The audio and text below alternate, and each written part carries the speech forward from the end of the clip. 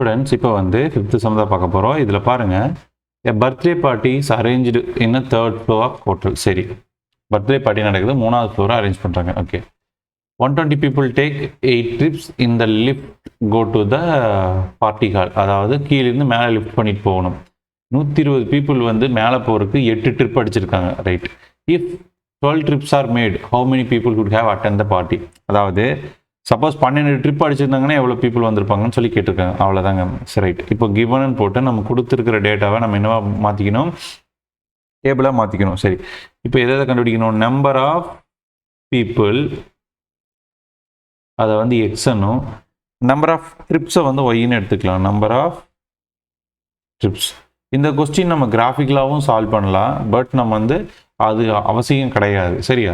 So 120 peoples வந்து போயிருந்தாங்கன்னா எத்தனை trip அடிச்சிருப்பாங்க? 8 trip அடிச்சிருப்பாங்க. அதுவே 12 ட்ரிப் அடிச்சிருக்காங்கன்னா எத்தனை பீப்புள் வந்திருப்பாங்க?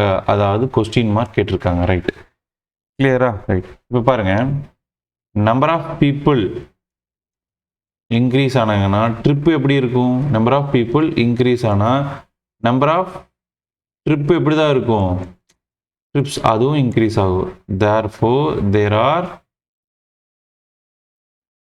direct proportion. என்ன proportion? direct proportion. ரைட். அப்போ ஃபார்முலா என்னது நமக்கு தெரியும்? x1 by y1 equal to x2 by y2. Right. இங்கே வந்து நீங்கள் எழுதிக்கணும், இது x1, இது y1, இது என்னது x2, இது y2. ரைட். இப்போ போட்டால் 120 divided by 8 equal to x2 by 12. இப்போ பாருங்கள், இதையும் நம்ம தாராளமாக அடிக்கலாம். இதை அடித்தனது 60, இது என்ன 4, திருப்பி அடித்தது இது என்னது 15. இப்போது நமக்கு மேலே வந்து என்னது 15. அப்போது 15/1 ஈக்குவல் டு x2 by 12. இப்போ எனக்கு தேவை x2ஓட வேல்யூ மட்டும்தான். ஸோ இங்கே இருக்கிற டிவைட் இருக்குதுன்னா இந்த பக்கம் வந்து என்ன மல்டிபிள் ஆயிரும். So 15 × 12 equal to x2.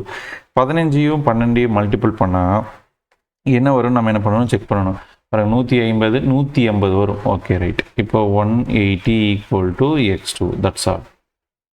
Okay, clear? அவ்வளோதாங்க. அப்போது 180 people attended the party in the 12th trips அப்படின்னு எழுதணும். therefore ஃபைனல் ஆன்சர் என்னது? 180 people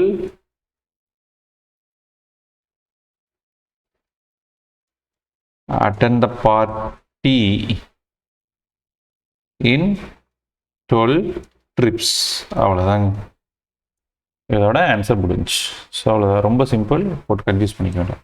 thank you so much. Next கொஸ்டினில் மீட் பண்ணலாம்.